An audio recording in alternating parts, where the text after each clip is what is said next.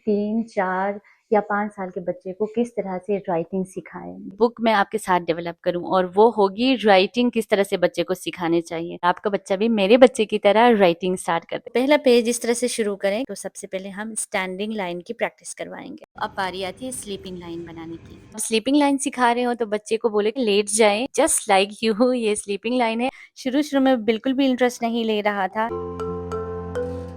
लाइनों की प्रैक्टिस करवाते वक्त बच्चे को लाइनों के नेम्स भी बार बार दोहराना सिखाएं। और अगर आपका बच्चा बिगिनर है तो वो यहाँ पर अटक सकता है।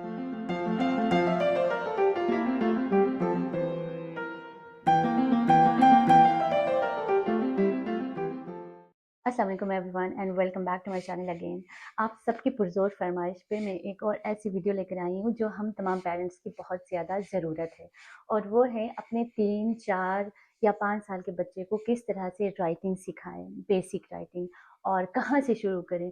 हम पेरेंट्स अक्सर इस बात को लेकर बहुत परेशान हो जाते हैं कि अब राइटिंग की तरफ तो हम आ गए हैं लेकिन स्टार्ट कहाँ से लें। तो इस वीडियो में मैं आपके साथ शेयर करने वाली हूँ चंद ऐसे ईजी तरीके जिनको आप देखेंगे तो आपको भी लगेगा कि वाकई बच्चों को राइटिंग सिखाना इतना मुश्किल काम नहीं है जितना हम समझते हैं। तो यहाँ पर मैं आपको ये बात बताती चलूँ कि बच्चों को मौसर तरीके से राइटिंग सिखाने के लिए क्या चीज़ सबसे ज़्यादा ज़रूरी है। जब आपको लगे कि आपका बच्चा सही तरीके से पेंसिल पकड़ना सीख चुका है तो ये वो स्टेज है, यहाँ पर बच्चे को लिखना सिखाना शुरू करना चाहिए। और अगर आपको लगे कि बच्चा पेंसिल पकड़ नहीं पा रहा है तो एक बहुत सिंपल तरीके से आप उसको पेंसिल पकड़ना भी सिखा सकते हैं।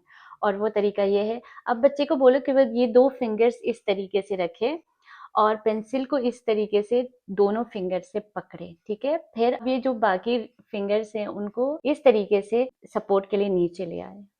लास्ट वीडियो में मैंने आपके साथ शेयर की थी एक बुक जिसके थ्रू मैं अर्शान को रीडिंग सिखाती हूँ। तो इस दफ़ा मैंने सोचा कि क्यों ना आपके साथ ही मैं बच्चों के लिए राइटिंग बुक डेवलप करूँ ताकि आपको प्रैक्टिस हो जाए और आप अच्छे तरीके से अपने बच्चे के लिए वो बुक बना सकें और आपका बच्चा भी मेरे बच्चे की तरह राइटिंग स्टार्ट कर दे।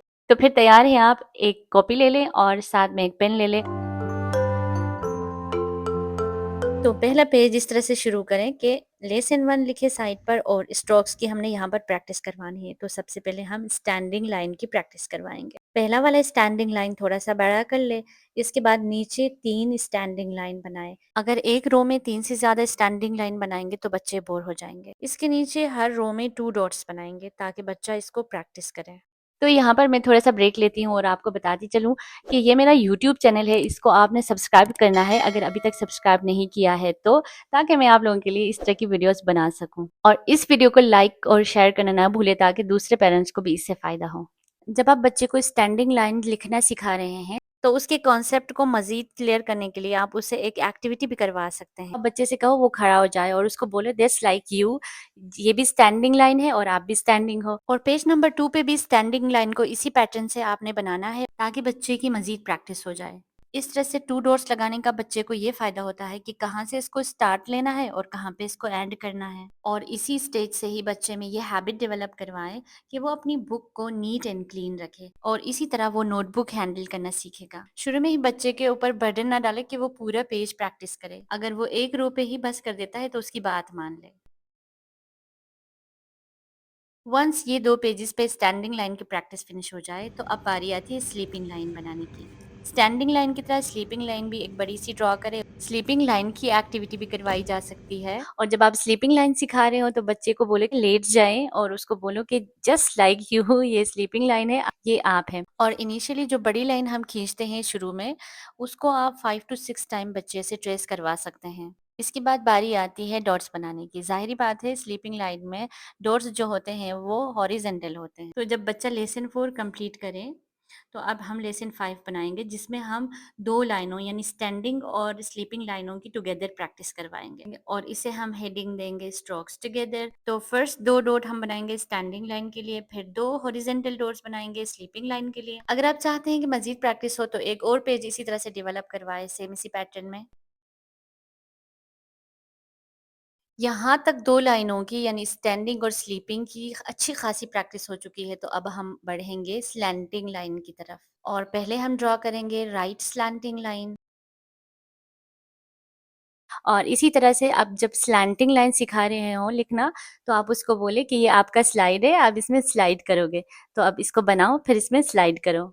जब बच्चा लिख रहा होता है तो आप भी साथ-साथ ये लाइन्स के नेम्स दोहराते जाएँ, जैसे कि स्लैंटिंग लाइन और इसी तरह से आपने डॉट्स बनाने हैं राइट स्लैंटिंग लाइन्स के और इसी पैटर्न में 2 पेजेस बनाने हैं। और अक्सर पेरेंट्स पूछते हैं कि कितनी लाइनों वाली कॉपी लेकर उसमें प्रैक्टिस करवाएँ, तो ये आप पर डिपेंड करता है। अगर आपके पास 4 लाइनों वाली कॉपी मौजूद है तो आप उसी से ही शुरू करवा लें, लेकिन अभी मेरे पास 4 लाइनों वाली कॉपी मौजूद भी नहीं है और जो एक्जिस्टिंग रिसोर्सेज मेरे पास है ना, तो मैं उन्हीं से ये किताब बना रही हूँ। और अब है नेक्स्ट स्टेप में हम लेफ्ट स्टैंडिंग लाइन की प्रैक्टिस करवाएंगे सेम इसी तरह से। पहले एक बड़ी सी लाइन जिसमें 5 से 6 टाइम बच्चा ट्रेस करेगा और फिर 3 सॉलिड लाइंस इन 1 रो और फिर 2 डॉट्स। लेफ्ट स्लैंटिंग लाइन अगर कंप्लीट हो जाए तो हम standing line, sleeping line, right slanting line और लेफ्ट स्लैंटिंग लाइन की एक साथ प्रैक्टिस करवाएंगे। Here I'll be focusing line patterns जो कि essential foundation है for helping children that how to start writing। तो यहाँ पर आप पूछेंगे why lines are so important। Line इसलिए ज़रूरी है कि बच्चा लिखने से पहले कोई भी वर्ड या कोई भी लेटर वो इस कॉन्सेप्ट को समझ सके कि लाइन के ऊपर कंट्रोल, लाइंस की डायरेक्शंस और लाइंस की अलाइनमेंट कितनी ज़रूरी है। That's where standing line, sleeping line and slanting lines come in 4 लाइनों की अगर बच्चे ने प्रैक्टिस कर ली तो अब हम बढ़ेंगे क्रूकेट लाइन की तरफ। ये ज़िगज़ैग लाइन बच्चे को थोड़ी-सी ट्रिकी लगे, लेकिन आपने हिम्मत नहीं हारनी है। फर्स्ट रो पे हम 3 क्रूकेट लाइन बनाएँगे। अगर 2 क्रूकेट लाइन बनाएँगे तो कम होगा, अगर 4 बनाएँगे तो ज़्यादा होगा। तो मेरे ख़्याल में 3 crooked lines in 1 row are enough. तो क्रूकेट लाइन थोड़ी-सी ट्रिकी है, इसलिए मैंने इसे 2 पेजेज़ पे फुल अरशान से प्रैक्टिस करवाई थी। अब इन तमाम लाइनों को एक ही पेज पर लाना है और एक ही साथ में इनकी प्रैक्टिस करवानी है। यानी कि standing line, sleeping line, right slanting line and left slanting line और फिर क्रूकेट लाइन। फिर नेक्स्ट पेज पे भी सेम इसी तरह की प्रैक्टिस होगी।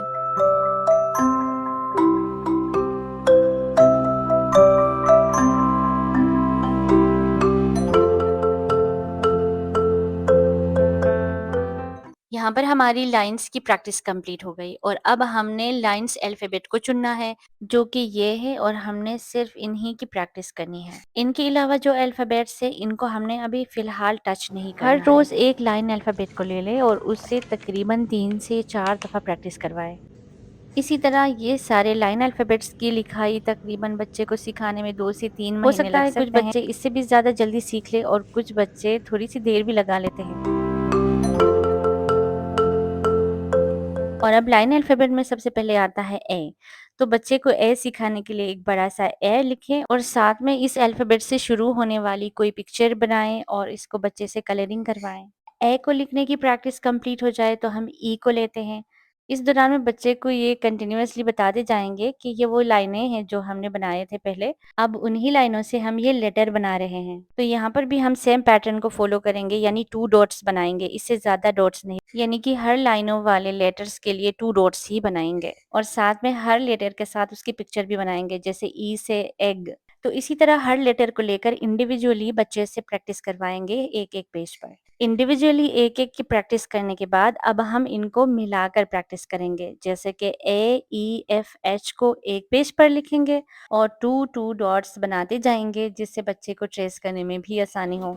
और अगर आप 4-4 लेटर्स को एक पेज पर नहीं लिखना चाहते हैं, तो आप 3 लेटर्स को भी ले सकते हैं, जिससे बच्चे पे कम बर्डन पड़ेगा।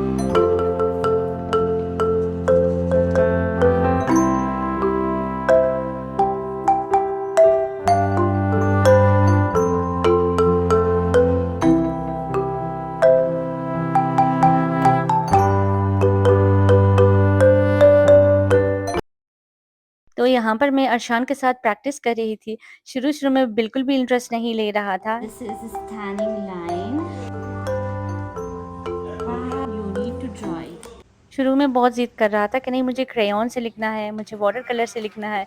तो कभी वो इस तरह कह रहा था कि नहीं मुझे इस लाइन को इतना लंबा लेकर जाना है, ऊपर से नीचे तक। Sleeping lines, okay? रीडिंग पहले आता है, राइटिंग हमेशा बाद में आता है और अरशान फ़ोनिक्स के थ्रू रीडिंग करना सीख चुका था, तब मैंने इसको राइटिंग स्टार्ट करवाई थी। ओके, 1 स्टैंडिंग लाइन, 1 लाइनों की प्रैक्टिस करवाते वक़्त बच्चे को लाइनों के नेम्स भी बार-बार दोहराना सिखाएँ। राइटिंग एक ऐसी चीज़ है जिसको करने से हाइपर एक्टिव बच्चों के अंदर भी ना एक सुकून-सा आ जाता है। इसलिए कहते हैं जब इंसान परेशान हो तो लिखना शुरू कर दे, इससे उसकी टेंशन दूर हो जाती है। have to make 3 slanting line in one row, okay? 1, 2, and 3. And slide, right slide. Slanting line. Right slanting line. जब आप बच्चे को लेटर्स लिखना शुरू करवाएँगे, तो आपको यहाँ पर लेटर्स के नेम्स पर भी फ़ोकस करना होगा। यहाँ पर मैं आपको ये बता दूँ कि अरशान ऑलरेडी ए से लेकर ज़ेड तक लिख सकता है, तो इसलिए वो इन लाइनों को जल्दी-जल्दी कर रहा था। और अगर आपका बच्चा बिगिनर है, तो वो यहाँ पर अटक सकता है, where to start, how to align letters और हाउ फार टू गो, तो उसके लिए ना आप परेशान नहीं हो। Consistently repeat the same strokes daily, क्योंकि इसके अलावा हमारे पास कोई चारा भी नहीं है ना, बच्चे बहुत ज़्यादा जल्दी इंटरेस्ट लूज़ कर लेते हैं जब उन पे फ़ोर्स वगैरह किया जाता है। Now do this. It's okay. One standing line, one sleeping line, one right slanting line, one left slanting line, one zigzag line.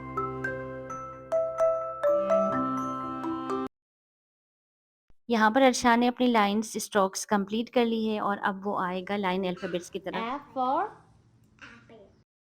इसका एप्पल चेक करें किस तरह से इसने कलर किया है। यहाँ पर आपको नज़र आ रहा होगा अरशान कितना बोर हो गया था, इसलिए वो इस तरह से ड्रामे कर रहा था। जब मुझे लगा कि ये बिल्कुल अब नहीं लिखना चाहेगा और इंटरेस्ट इसका बिल्कुल ख़त्म हो गया था, तो मैंने इसके लिए कुछ फ्रूट्स ला कर दिए थे और उसको फ्री राइटिंग करने को बोला था, तो वो खुद से लिख रहा था। एक दफ़ा ये कॉपी बन जाए फिर उसको मेंटेन करना बहुत ज़्यादा आसान होता है और जब अरशान स्कूल से आता है तो हम मिल के ये प्रैक्टिस करते हैं।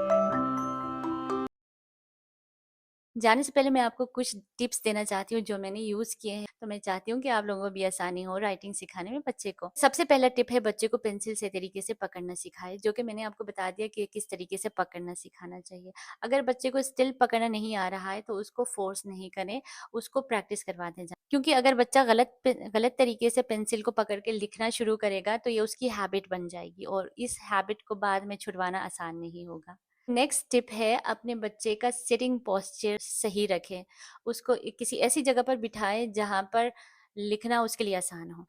तीसरा और सबसे अहम टिप है एक नोटबुक मेंटेन करें। नोटबुक मेंटेन करने के 2 बहुत बड़े फ़ायदे हैं। एक तो ये है कि बच्चा डिसिप्लिन सीखेगा और उसको अपनी राइटिंग की अहमियत का अंदाज़ा होगा। उसको लगेगा कि ये एक सीरियस टास्क है और दूसरा ये कि बच्चे को अपने प्रोग्रेस का देखने का जो है ना मौका मिलेगा। वो पिछले पेजेज़ को देखेगा और उनको देखकर खुश होगा। नेक्स्ट टिप है बच्चे के लिए एक शेड्यूल फिक्स करें। उसको रैंडम टाइम पे ना बिठाएँ लिखने के लिए, जैसे कि कभी सुबह बिठा दिया, कभी शाम में, कभी दोपहर में, कभी कहाँ, ऐसा नहीं। एक जगह पर और वो जगह कंफर्टेबल हो, उसके लिए थोड़ा-सा उसको कोज़ी बनाएँ, उसकी फ़ेवरेट टॉयज़ वहाँ पर रखें, जैसे कि टेडी बियर रखें, उसको बोले कि ये टेडी बियर के साथ आपने कॉम्पिटिशन करना है, ये लिख रहा है तो आप भी लिखो।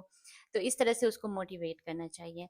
उसके लिए राइटिंग को पनिशमेंट नहीं बनाना चाहिए, उसको गुस्सा नहीं करना चाहिए, डाँटना नहीं चाहिए, क्योंकि उससे उल्टा इम्पैक्ट पड़ेगा, उसके लिए राइटिंग बोझ लगेगा। लास्ट टिप ये है कि डेली बेसिस पे प्रैक्टिस करवाएँ। ऐसा नहीं कि 1 दिन छोड़ के 2 दिन छोड़ के करवा लिया प्रैक्टिस। मुझे उम्मीद है आपको ये वीडियो भी पिछली वीडियो की तरह पसंद आएगी और आप इसे भी एप्रिशिएट करेंगे और कमेंट्स में अपनी राय का इज़हार करेंगे। Thank you so much for watching this video. अगर आपको पसंद आए तो लाइक और कमेंट ज़रूर करना और हम मिलते रहेंगे। बाय।